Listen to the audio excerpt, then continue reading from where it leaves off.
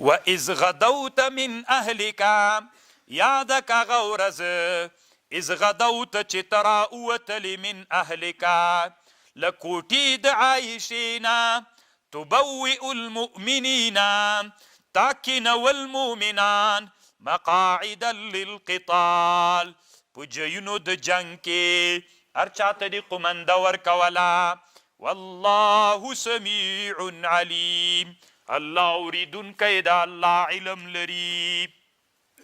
نن طالبانو علما ځان دي داعیان بلی چې مونږه د نبي وارثان یو طالبانو او دغه علماو تیرو شلو کلونو کې یو ورځ هم د اسلام جعابه او د اسلام چنټه او د اسلام د جهاد په مقابل دپاره طالبانو یوه ورځ هم وسله وانه غوستله. طالبانو الله عز وجل دې موږ په حال رحم وکړي. داسې نبي و طالبانو چې الله وایي چې کور د عایشې نه راووته وسله یې اچولې وه. اذ همت طائفتان منکم کله چې قصد وکړي یوې ډلې له تاسې نه اذ همت چې قصد وکړه دوه طایفو منکم له تاسې نه ان تفشلا چې بزړه سي خو والله ولیهما. دا طالبانو دا د جنگ نقشه داسې جوړه سوه چې انصارو کې دوه قومونه ول. یوه هغه نومېدله څه ورته وایي دوه غټې غټې ډلې وي د مسلمانانو خو د انصارو یو بنو حارثه ول یوه ډله او د انصارو یو خزرجیانو یو قوم یو په اوسیانو کې نو دوی هم داسې بېزړه غوندې سول قریبه وه چې دوی هم مات سي. مسلمانانو ګوره د جنگ حالت کې چې د اسلام د مجاهدینو لښکر مات سي نیمایي لاړ سي ډېر سړي کې هغه روب راځي هغه مورال کمیږي. دوه نورو ډلو مې اراده درلودله خو هغه اوله ډله خو چې لاړل منافقین ول دا دوه مخلص مسلمانانو بنو حارثه و بنو سلیمه بنو حارثه و بنو سلیمه ول. اذ همت یادک هغه وقت چې کله قصد وکړه دوه ډلو منکم له تاسې نه ان تفشلا چې بېزړه سي والله ولیهما الله ولی د دوی ده وعلى الله فلیتوکل المؤمنون په الله د توکل کې مؤمنان. ولقد نصرکم الله ببدر الله نصرت کړی و د تاسې په بدر کې وانتم اذلا په داسې حال کې چې تاسې لږ وئ د عدد په لحاظ وسله مو نه درلوده. فاتقوا الله د الله نه وډار سئ لعلکم تشکرون د دې دپاره چې د الله شکر ادا کوئ. اذ تقول للمؤمنین یاده که هغه ورځ چې تا ویلې مشرک مؤمنانو ته. بیرته طالبانو د بدر جهاد ته خبر لاړه. د بدر جهاد خو اولینی جهاد و چې مسلمانان دومره راوټو کېدل چې کفر سره اوس مقابله کوي. دا اول جهاد ده چې د کفر سره مقابله کوي نو مسلمانان ډیر کمزوري ول لږ ول جنگ سره نابلده ول نو نبی علیہ السلام د دوی مورال برابروه.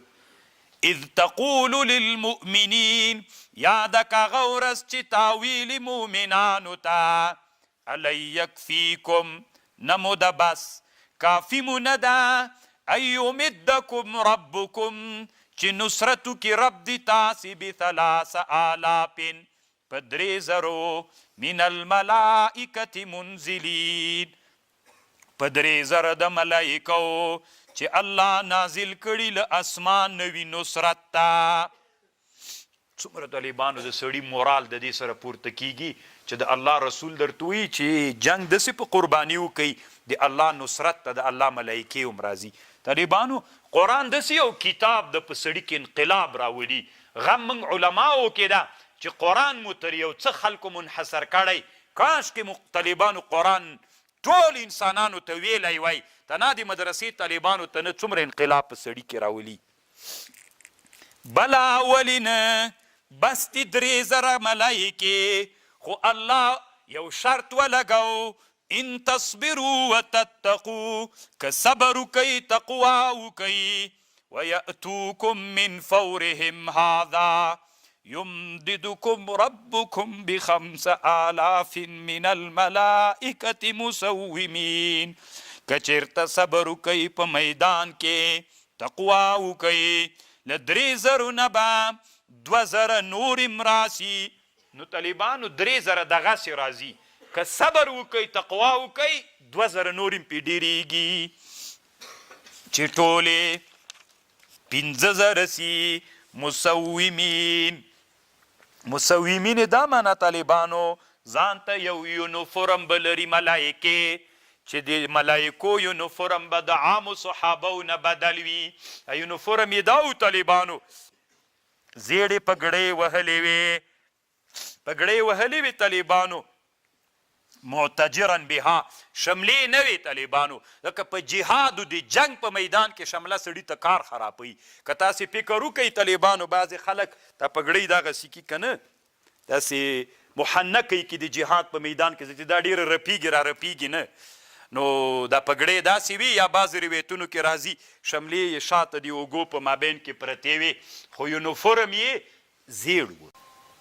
وما جعل الله الا بشرا، ونګرځو الله دا امداد د ملایکو، الا بشرا مگر دا زیری و د تاسې دپاره، ولتطمئن قلوبکم به، او لپاره د دې چې مطمئن سي زړونه د تاسې ورباندې. وما النصر الا من عند الله العزیز الحکیم، نه د نصرت مگر له طرفه د الله، هغه الله العزیز الحکیم. طالبانو ورونو یو سړی تیر سوی ده فلان الاصم نومیږي، کوڼ عالم تیر سوی ابوبکر الاصم، اوی ملایکې نصرت ته نه دي راغلي، ضرورت چې شته ورته، یو ملکه چې الله را لېږلی د ټولو یې کار کو. نو امام راضي هم ډېر ردونه پې باندې کړي دي، نو هغه لیکلي دي چې دا خو تا حد کفر ته باسي، قرآن وایي راکته سوي ته وایي نه دي راکته سوي ده، ته څه وایي؟ روح الماني وایي دا کوڼ چې ده له حق نه کوڼ سوی ده، ډېر درانه بمونه یې پې غورځولي. طالبانو قرآن وایي راکته سوي لیقطع چې قطعه کي طرف. صحیح ده طالبانو، یو ملک هم چې راکته سوی وایي کار یې کو، خو الله په دې کې ځان ته یو حکمت و چې د مسلمانانو مورال ورسره واخلي. ليقطع طرفا من الذين كفروا ويكبتهم فينقلبوا خائبين، او ويكبتهم چې دوی ذلیل کی، فینقلبوا ګرځېږي ذلیلان. لیس لک من الامر شیء، نسته تا لره امر نشی، یا به الله توبه په دوی نازلوي یا به عذاب ورکوي، ځکه دوی ظالمان دي.